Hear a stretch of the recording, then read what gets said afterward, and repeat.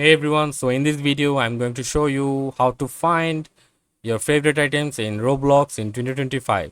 So first of all, you have to come to Google and search for Roblox and click on the website, and you just have to log in to Roblox. I am already logged in to my account.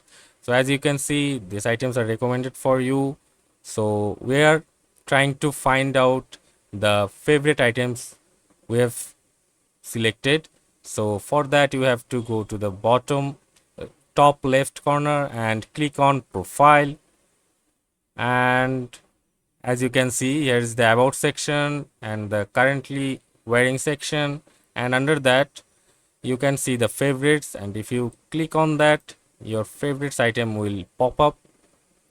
As you can see, I had just made this my favorite one. So you can also search by categories by going to the favorite, and as you can see, you can click on each category and you'll find the category of the favorite products of yours.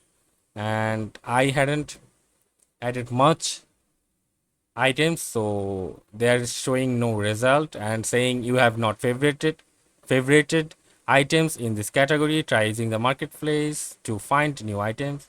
So this is it. See you on the next video. Make sure to like, subscribe and comment.